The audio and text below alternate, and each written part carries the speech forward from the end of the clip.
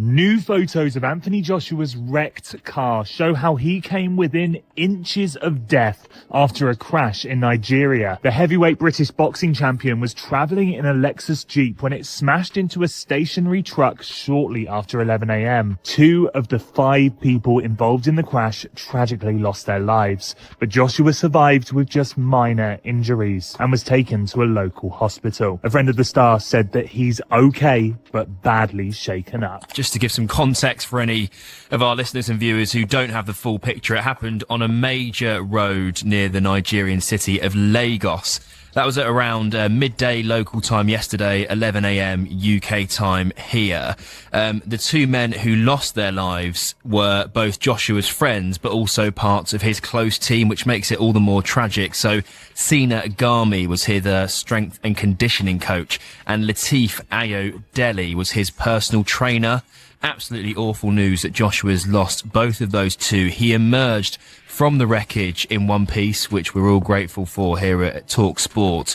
For context as well, the Nigerian officials say the black Lexus they were in collided with a stationary red truck. It was on this Lagos to Ibadan expressway. It's known as one of Nigeria's deadliest roads, with particularly heavy traffic, Jeff, at this time of year, as many Nigerians are heading back to their home country to spend some time with their loved ones over the festive period. We're told the car they were in actually lost control during an overtaking manoeuvre and then crashed into this stationary truck on the side of the road. Pictures circulating on social media after the crash show a crowd of onlookers then gathering around the wreckage. Joshua then emerging from that vehicle, and many people who have seen that on the back pages of many national newspapers today, and the front pages actually. Both Joshua and the driver survived, so 2 managed to emerge in one piece. 2 sadly lost their lives. They were immediately evacuated, Jeff, to a specialised medical facility in Lagos, which is one of the major cities in Nigeria.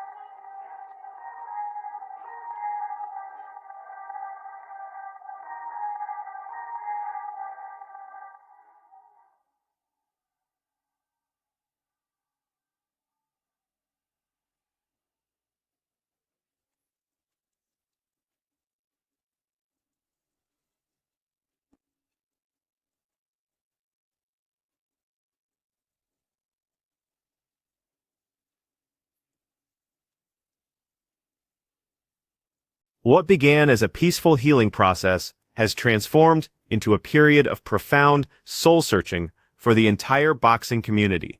And let me tell you, this has created ripples of shock that few incidents in the sport's history have ever generated. Anthony Joshua remains in recovery following a devastating crash that claimed the lives of 2 companions who were journeying alongside him. And when I mention companions, I'm referring to individuals who were genuinely part of his trusted inner circle. People he considered family. As fresh information about the collision continues to surface, attention has moved away from rumors toward the harsh reality of what actually occurred and what lies ahead. The emerging facts are creating a narrative that's simultaneously more transparent and more devastating than anyone could have initially imagined. Just a horrible thing. Wishing the best for the families going forward. Anthony Joshua, according to people that have talked to him since this, is like physically okay. The injuries weren't like super severe. He's shaken up, which obviously makes sense. The fact that anyone is walking away from this accident alive is nothing shy of a miracle. The carnage is horrifying. Now, I want to make a little special mention here to the CNN article I read on this, because at the very end it had this statement: Joshua could not immediately be reached for a comment. No shit. You just blow in from Stupid Town? Obviously he's not going to immediately be scrambling to give you a statement for your piece. Why would you even bother, reaching out or trying to get a statement from him a mere, hour, 2 hours or something after a fatal car accident that claimed the lives of two of his best friends? That's crazy to me. Based on TMZ coverage, the full picture is still developing. But here's the information we've gathered. Anthony Joshua was making his way through a congested section of Lagos during late morning hours alongside two trusted members of his support team when their vehicle became involved in a catastrophic collision. We're looking at a truly devastating impact situation here. Preliminary reports indicate a mechanical tire failure caused the vehicle to collide with a stationary automobile, demonstrating just how rapidly road situations can turn deadly. The crash resulted in the tragic deaths of two individuals who were more than just Joshua's friends and coaches. They were genuine confidants who accompanied him as emotional support. Matchroom Boxing has verified that Joshua sustained injuries, was transported for medical care, and remains in stable condition under medical supervision, providing some comfort amid this overwhelming tragedy. Now, the information is coming in gradually, but as we know right now, Joshua and two very close friends of his, members of his team, were traveling in a Lexus SUV around 11 a.m. in a very congested part of a town, Lagos. And apparently there are reports that the car was traveling at a high rate of speed and had a flat tire and actually collided with a stationary vehicle on the side of the road. Unfortunately, there were two deceased people involved in this car accident, and two of them were Joshua's close friends and trainers by the names of Latif and Sina. Now, more information as we are getting it. Matchroom Boxing actually released a statement on it just minutes ago saying Anthony Joshua was involved in a road traffic accident in Lagos, Nigeria earlier today. With profound sadness, it has been confirmed that two close friends and members, Sina and Latz, have tragically passed away. Matchroom Boxing and 258 BXG can confirm that Joshua sustained injuries in the accident and was taken to a hospital for checks and treatment. He is in a stable condition and will remain there for observation. Moving into the response phase, sympathy messages are flooding in from every sector of the boxing universe, and we're witnessing an incredible wave of solidarity from all areas of the sport. Countless individuals are voicing their disbelief at how instantaneous the loss occurred because absolutely no one anticipated something like this happening. Joshua's latest Instagram post features a relaxed interaction with one of the deceased individuals, emphasizing how completely unexpected this disaster was and how rapidly circumstances can shift from ordinary to utterly catastrophic. The journey was intended as a celebration and family reunion in Nigeria. A happy return home that should have created wonderful memories. Instead, it concluded in sorrow that no one could have predicted. Video footage from the location reveals Joshua appearing devastated, clearly impacted by the events. Although medical reports suggest he's recovering and anticipated to be fine physically, even though the psychological wounds will require significantly more time to heal. Throughout the boxing community, these are two guys. Even Most Valuable Promotions co-founder Nikisa Badarian said, I was just with these guys last week. This is absolutely devastating. If you go to social media, Anthony Joshua's most recent story on Instagram is also a video of him playing table tennis with one of the deceased. This was completely unexpected. No one saw anything like this coming. They were actually going to Nigeria to celebrate the victory, spend some time for the holidays with Joshua's family and loved ones, and then something so tragic like this happens. Mojo, we were just talking about Anthony Joshua for the past few weeks. There's video of Joshua at the scene looking pretty banged up, but amazing to hear that Anthony Joshua is doing okay, and it sounds like he will be fine. According to reports from The Sun, additional heartbreaking information has surfaced regarding the two individuals who accompanied Anthony Joshua during the deadly collision in Nigeria, and these revelations really emphasize the magnitude of what was lost. One victim was a veteran trainer and dear friend who joined the journey purely to ensure Joshua wouldn't travel alone, demonstrating the level of dedication and friendship we're discussing here. Both men were positioned across from AJ when their vehicle struck a stationary truck, causing their immediate deaths in what must have been an absolutely terrifying experience. While tributes continue flooding in from across the globe, Joshua stays hospitalized, experiencing considerable discomfort, but fortunately without bone fractures, which is honestly a miracle considering how severe the collision was. He remains under intensive medical supervision as he progresses through recovery, both physically from his wounds and mentally from experiencing something so devastating, so traumatic. Anthony Joshua's close friend and longtime coach joined the heavyweight boxer out in Nigeria for a heartbreaking reason. It has now been revealed. 36-year-old Sinagami has been hailed as an angel by his heartbroken uncle after he was killed in a car crash out in Nigeria alongside friend Latif Laz Aliadeli. Sinna and Laz were sitting on the opposite side of the car to Joshua as the pair died instantly when their Lexus SUV smashed into a parked truck. Tributes have poured in from all corners of the boxing world for the beloved duo.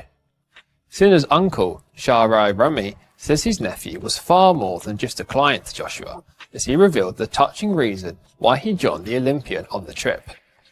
Both Joshua and Latif shared Nigerian family roots and would often go back to the West African nation to be with their loved ones.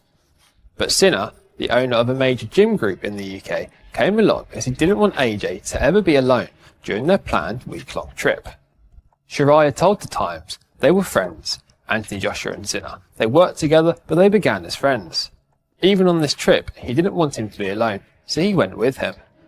Joshua is continuing to recover from the fatal crash out in Nigeria, as he revealed on Tuesday, "I feel pain all over my body."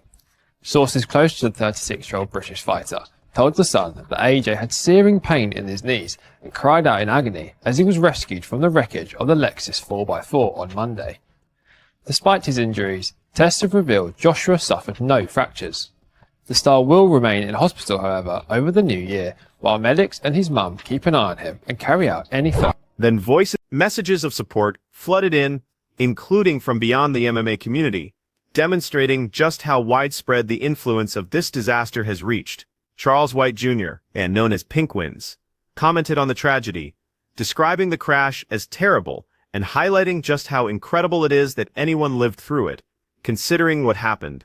He observed that although Anthony Joshua's wounds weren't serious regarding broken bones or life-threatening harm, he's naturally traumatized after losing two dear friends in such an unexpected collision, representing the type of psychological damage that extends far beyond physical suffering. White also condemned media reports that hastily demanded statements from Joshua within hours following the fatal crash, describing it as an appalling absence of compassion during such a personal and tragic experience, and frankly, he's completely correct about that being totally inappropriate timing. Just a horrible thing.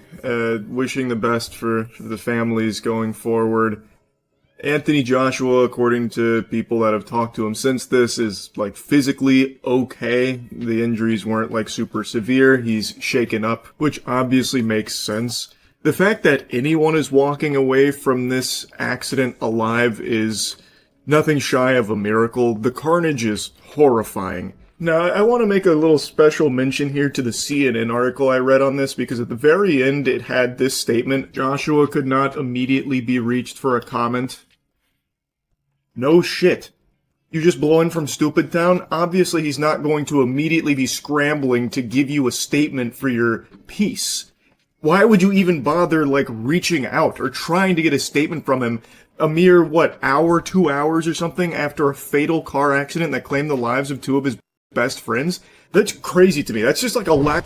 White continues by examining how unexpected and delicate existence can be, and this really strikes home when you consider what Joshua was going through just days earlier. He notes that merely days following one of the most significant victories of his professional life, Anthony Joshua encountered a stunning tragedy that instantly transformed everything, moving him from incredible triumph to unimaginable grief. White stresses the significance of treasuring each moment, recognizing how rapidly situations can change from happiness to sorrow, and we're discussing a complete reversal in someone's entire world. He concludes by offering his sympathies to the families of Latz and Son, the two individuals who perished, and hoping Joshua and the additional survivor achieve complete recovery, emphasizing the frightening warning this crash provides about life's unpredictability and how everything can transform instantly. of humanity. Like, quick, get Joshua on the horn ASAP. We need to hear from him about what he's feeling right now so I can write about it and make money off it real quickly in my piece. What do you mean he doesn't want to talk to us? That doesn't make any sense. Fine, alright, I'll just go ahead and say he couldn't be reached for a comment. How selfish. I understand it's just like standard journalism, but that kind of thing always just rubs me the wrong way in the event of a tragedy where they try and like reach out to whoever survived it or something as quickly as they can so they can be like the first outlet to have a statement from them. I don't know, it just, that never really fully sits right with me. Anyway though, like I said at the beginning of the video, I don't normally cover things like this, but when I was learning about this story, I don't know, man, it was just such a terrible thing, and it's a very scary reminder of just how quickly life can change, where things can be going amazing for you in life, right? Like Anthony Joshua just recently was talking about having the best weekend of his life with everything going on, and then just from out of nowhere, at the height of everything going really well, a heartbreaking tragedy can occur. It's just sad and scary. It's just fucking terrifying. You've just got to cherish life every second of it. Every second you spend in this corporeal realm is a gift, and, you know, it's just, you never know what can happen. So, I'm wishing the best to the families of Latz and Cena moving forward, and wishing a speedy recovery to Anthony Joshua and the other survivor from this tragedy. And I just kind of wanted to talk about this a little bit, because when I was reading about it, man, it was... Expanding on Charles White Jr.'s observations, Johnny Nelson mentioned that this disaster serves as a harsh reminder of how delicate and valuable life truly is, and he's speaking from genuine wisdom here. He noted that, when compared to actual loss, competitions and feuds become insignificant, which places everything in the boxing realm into appropriate context when you really think about it. Losing two young individuals, somebody's sons, siblings, and companions, so unexpectedly creates perspective, he explained, and makes you appreciate the people dearest to you even more because you understand they could vanish at any time. Situations like this, Nelson emphasized, impact deeply on an emotional level and remind everyone just how rapidly life can transform. Not only for Anthony Joshua, but for anyone who learns this story and reflects on their own existence and connection. It happened out in Nigeria. It's just sad. It just makes you realise how valuable life is and how things can change in a heartbeat. So when we talk about fights and we talk about beefs and, you know, these things are just nothing when it comes to real life and losing your life. So it was a sad thing to hear, a sad thing to see. God knows how it'll affect those that saw it mentally, emotionally. But you've got to think about these two men were somebody's child, someone's brother, and that's what you've got to think about. Those people that have lost their lives.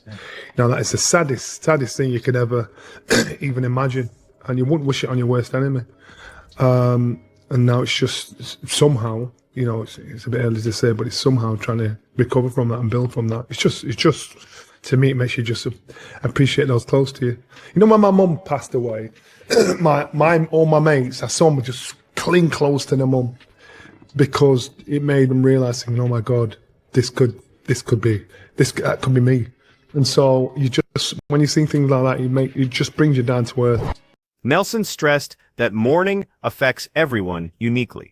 Even professional athletes, like fighters who we often consider as untouchable or superhuman. He explained that regardless of someone's strength or self-control, losing dear friends can shatter hearts and create profound emotional wounds that no amount of physical conditioning can prepare anyone for.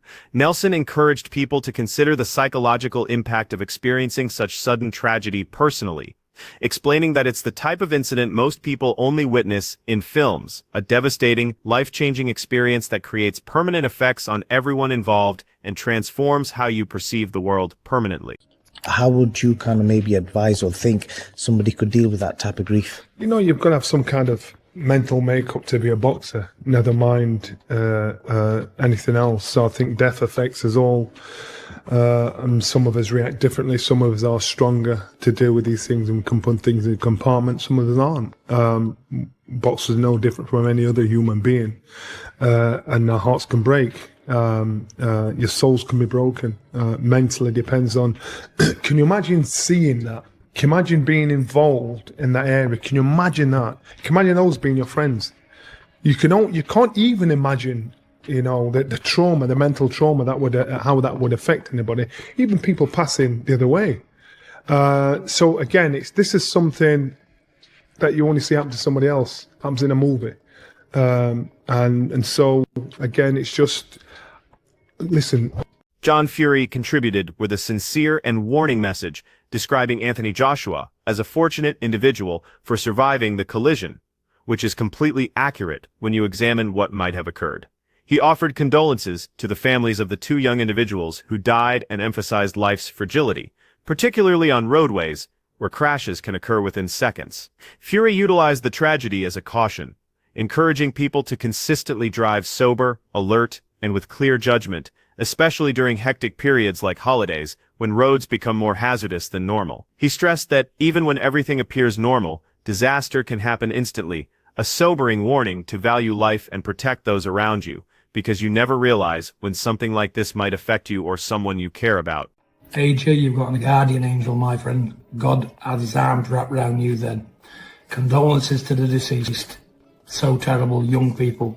It just goes to show you, it's a stark reminder, but people, you've got to start paying attention. When driving a vehicle, you've got to be on clock at all times in a sound mind. Please don't drink. When you think it's all right, it's not. Please don't drug. When you think you can, you can't. It's a stark reminder that life's most fragile when you're enjoying yourself at the most. When you're in a good time and you're not thinking and everything's dandy, that's when tragedy can strike. That's when you're most vulnerable. So may God give the deceased a good bed in heaven, two young men. But people have to wake up and start learning and start putting out there to people that you can't drive a vehicle at speed. You can't drink and drive. You can't drug and drive. Not saying any of these boys have been doing that. Not at all. I'm just putting it out there, because it's the time of year. It's Christmas. It's New Year. Now you've got to be careful the most, especially with people walking about. Other people, when you get in a car, you must think of them, be in a sound mind and competent, pay due care and attention to everything you do. Again, condolences to the deceased's family. Two young men should never have happened. AJ, God had his arms wrapped around you tight, because looking at that crash, you're one lucky guy. And I'm pleased you're alive, son. I'm pleased you're alive. God bless you. Meanwhile, singer Iggy Azalea expressed her condolences for Anthony Joshua, calling the collision a stunning reminder of how rapidly life can shift, and she's approaching this from a completely different viewpoint outside boxing. She highlighted the profound personal loss he experienced, losing dear friends and trainers who were essential components of his life and profession, and mentioned how lucky he was to survive when others perished. Azalea also wondered whether such a traumatic incident might cause Joshua to withdraw from public attention, or even reconsider his boxing career completely, which is a valid concern given his experience. "So messed up, so insane," she commented. "I never realized your life can end in one moment," which expresses the genuine emotion of how sudden and unfair this tragedy was. So horrible for him, because those were his friends and trainers. His childhood friends. Time, right? Yep. And he almost lost his life too. He got very lucky. Yeah, he did. I wonder what will. I imagine you would need a lot of time out of the spotlight after that. I don't know if he'll come back to boxing. Additionally, Gareth A. Davies emphasized the emotional and mental impact the collision might have on Anthony Joshua going forward. This is something that cannot be overlooked. While medical reports indicate he escaped serious physical harm, Davies mentioned that losing two dear friends and essential team members, individuals who provided both mental and spiritual support, will present a significant recovery challenge that extends far beyond mending broken bones. He stressed that Joshua will require time to recover, not only physically, but psychologically as well, particularly with potential matches approaching, including rumored confrontations and rematches against fighters like Rico Verhoeven, which would demand him to be in optimal mental shape. Really even gone into verbalizing it yet, and the way the PTSD that he may feel from this, not to mention, obviously it doesn't look as though he's got any serious injuries at the moment, but who knows? That will transpire as the days go on. whether he has any vascular injuries or not. It will be, personal trainer and exercise rehab coach, these two guys, obviously, to him. But like you say, if he's taking them, his family are from Ogun State, Anthony's. If he's got these guys with him as part of his team, they're close aides, close friends. He's going to have lost two very close friends, two members of his team who are part of his mental, psychological, and spiritual scaffolding. He